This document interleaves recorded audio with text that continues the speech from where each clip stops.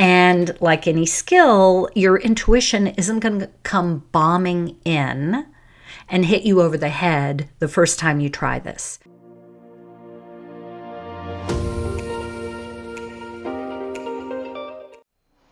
Welcome to the Inspired Wave. This is the podcast and community for conscious female leaders and founders who are ready to enjoy more peace and prosperity in their business while creating more inspired impact in the lives they're here to serve.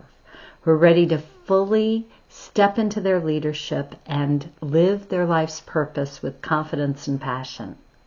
I'm your host, CJ Rivard. And with over 30 years in leadership and business, I blend tactical strategies with the art of intuition, the science of energetics, and the magic that happens when we create empowered relationships and take aligned action, all to help women get out of hustle mode, thrive, and really fall in love with what they do. If you're enjoying this podcast, please consider sharing it and leaving us a 5-star review. It really will make a huge difference in helping others find the podcast and allows us to inspire and impact more lives. Welcome to the show. I'm guessing you've probably heard a bit about intuition and how valuable it can be in your business, right? So are you using it? Turns out there's a lot of information out there about the value for business, but not a lot of guidance on how to go about it. So today, I'm going to be sharing some actionable tips that will allow you to begin to recognize your intuition and start to develop it. So stay tuned. Now, before we really dive in, I just want to get clear on what I'm talking about when I say intuition, because I find there's a lot of misleading or confusing information out there.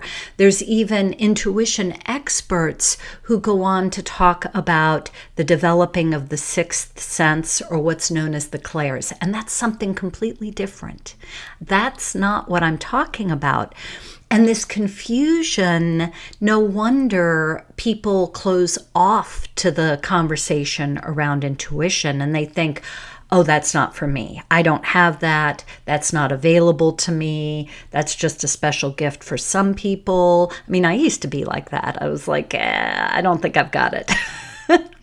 Which is a falsehood, because we all have it. It lives in our subconscious. And if you still wonder about that, I invite you to Google some scientific articles on the topic. It's part of your subconscious and we all have it. So that's what we're going to dig into today. And the exciting thing is you already have it. So a simple way to think about intuition is that it's the ability to understand something without conscious reasoning, because it comes from your subconscious.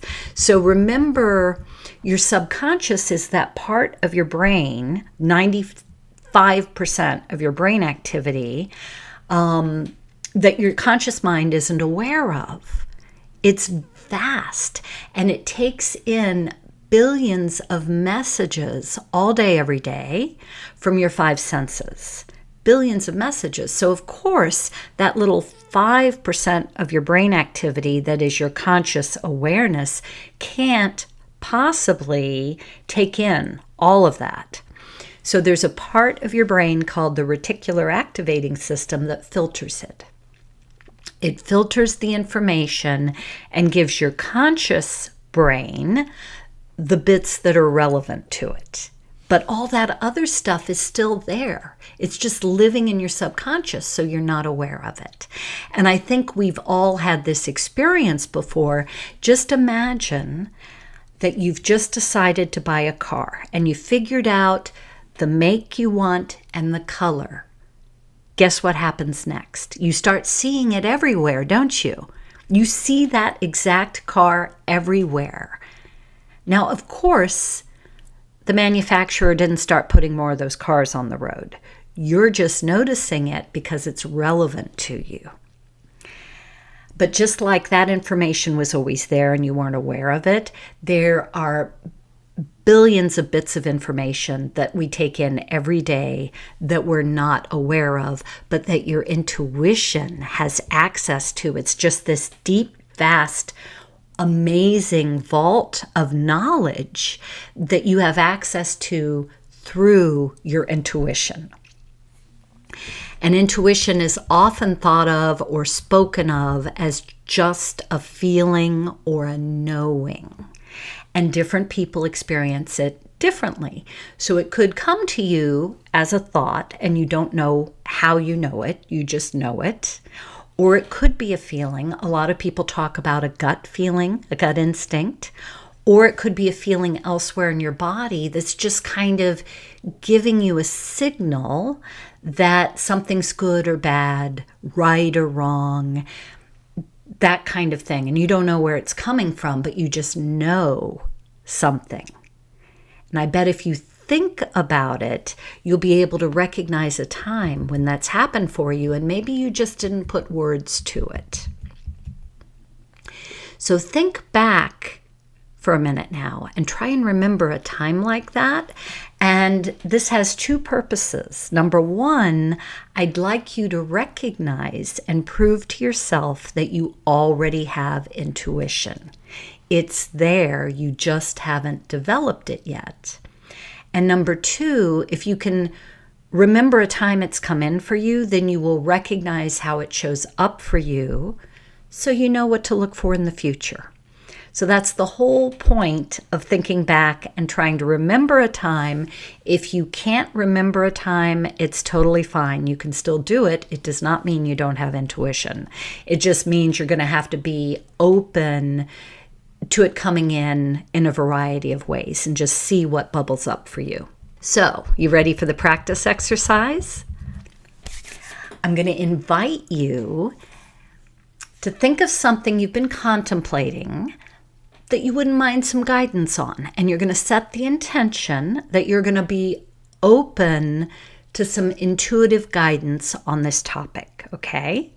And after you've figured out the topic, I'd like you to craft an open-ended question using the word how or what. And I'm giving you those words specifically because quite often we can go down the wrong path asking questions that our subconscious doesn't have the answers to. A little bit of fortune telling, if you will, and your subconscious can't do that. So if you stick to how or what questions, it's going to work better for you. You may get an answer. And just be curious, open and curious, and have fun with it. I wonder how I'm going to be able to develop my intuition better. I wonder what my next step should be with that project. That kind of thing. Just put it out there. And you're going to relax then and stop thinking about it. Now, there's two more points before you stop thinking about it I want to make. First, you have to set the intention that this will work and you are going to receive guidance from your intuition. And remember, intention is the most powerful thought form, and that's going to get the wheels in motion for you for this to happen. And then the second thing I invite you to do is to just get quiet, focus inward, and say the question out loud, the open-ended question, and then say it twice internally, because your brain is going to hear that different ways. So do it out loud and internally. And your subconscious doesn't like open-ended loops. So when you ask that open-ended question, it's going to try and close the loop for you and give you some guidance and some answers. So it's very exciting, very fun. So then you relax and you go about your day. And typically what happens is intuitive ideas or downloads come in, bubble up, if you will, when you're completely doing something mindless, when you're just going about, you're not thinking about the question you had, and you're just kind of zoning out, like you're driving. Have you ever done that? You zone out and you don't remember getting to where you got to because you just weren't paying attention. You had muscle memory. Do something repetitive. Getting out in nature, you could go for a walk or a run. Or around the house, you might be washing dishes, laundry, chopping vegetables. Anything repetitive and mindless is a good time that your intuition might be dropping in, and you just want to be open and aware to that. No pressure. You're not thinking about the question, but just be aware. Now, I can hear you asking, what if it doesn't work, right? I know you're asking that question. And the first thing I want to point out is that if you believe it won't work, it won't work. So that's why you don't have to 100% believe it will, but you need to be 100% open to possibilities. So be open to the fact that it'll work on your mindset there, and then set the intention and go about your day. If what I mentioned didn't work already, then I recommend you do something that involves being in water. You can take a shower or a bath. You can go for a swim or put your feet in the ocean. But water is a really great stimulator for intuitive input. So try that, and I bet you it'll work for you. And if that's still not working, I'm going to invite you to step back and relook at the question you're asking, because this is like any other habit or skill you're developing. You need to start small. I always say with habits, chunk it down to the smallest possible denominator or action you can take. And with the skill, you start simple, right? As simply as you can, so you're not putting a lot of pressure on yourself. You're not trying to solve all the world's problems. And like any skill, your intuition isn't going to come bombing in and hit you over the head the first time you try this. So make it a fun question that you really don't care if you get an answer for or not, and just be curious. Like, I wonder what I would love to have for dinner tonight.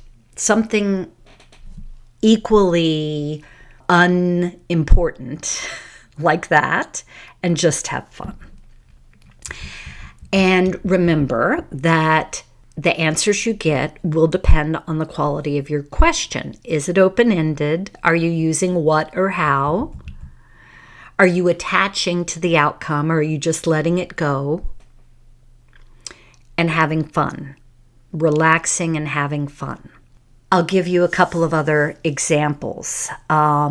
Let's say you're dating someone and you've got questions on whether you have a future together. You're not going to ask your intuition or your subconscious if Joe is your soulmate. That would be a very bad question to ask, because your subconscious doesn't know the answer. What you could ask, if you've been spending some time together, is, I wonder what a life with Joe would feel like. Or I wonder how I would enjoy spending the rest of my life with Joe. And the reason that's a better question is because, when you're dating someone, this is a really good example, you have on those rose-colored glasses, and you only see kind of what you want to see when you're first together. So your brain's filtering, and you see what you want to see, but your subconscious is taking in everything. So it may have some information that your conscious mind doesn't have access to that might bubble up as a little bit of a spidey sense, a warning, or a feel good, yeah, that would be great. So that's just an example for you. I'm not saying you plan your future based on trying to get an intuitive hit, but it's a good example because your subconscious is going to know more than your conscious mind on that topic. So I've given you a lot to think about and practice today, and I just want to stress that, again, this is a skill So you are going to want to be intentional with developing it and set aside time to have fun and practice. And once you begin to recognize your intuition, you are not going to believe how much intuitive ideas and downloads can come to you, and the variety of applications you're going to find, both benefiting your business and everywhere in your life. It's so exciting. So I really appreciate you tuning in today. Thank you for being here, and I look forward to speaking with you again really soon.